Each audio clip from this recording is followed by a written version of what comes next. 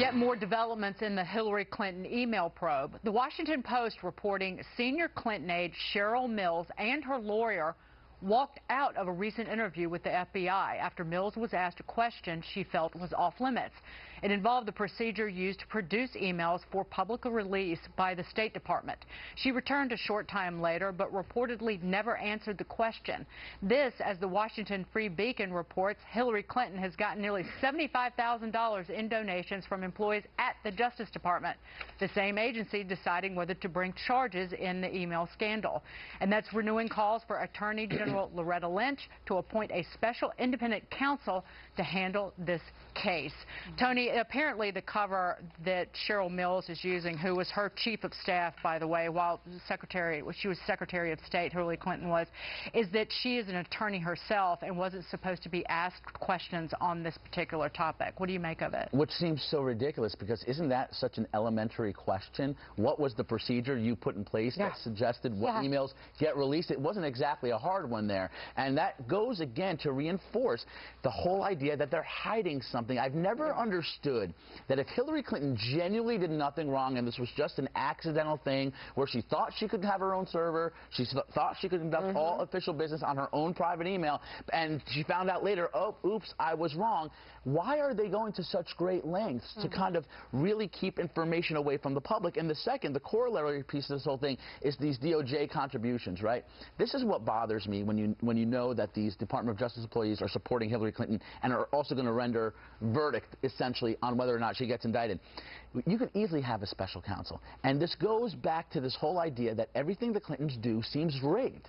This inside game that they control, this power game, this inside the beltway political system that they just seem to always master. Super delegates in the convention process, and right now in this whole situation, the fact that they have all these employees in the DOJ as supporters. And Sadra, it raises the issue of if this is going on in these interviews and we're still waiting for Hillary Clinton to actually sit down with the FBI, what kind of investigation really is this? Yeah, it clearly points to the tension that is involved, and it continues to escalate. But I'm with you. You look at the investigation, and it's confusing, and you wonder why the general public isn't on this more. Because not only do we learn that there were certain questions that were off limits in this FBI probe, but they can leave the room, confer, come back and say, you know, we're actually not going to answer that question. I mean, it really makes you wonder if we're getting the most thorough FBI investigation. And Harris, the Washington Post article says that Mills is a cooperative witness. That's how they refer to her. Yeah, I mean, she's not being rude. She just doesn't want to tell them what they want to know. I mean, right? So she's cooperating in the sense that she's saying please and thank you, I would imagine. But, you know, here's the one question that I want to know if they've asked her yet, and would she get up out of the room and have to think about it, is, did you have the kind of clearance that was needed when you were looking at these emails? I mean, to me, that's really the issue here.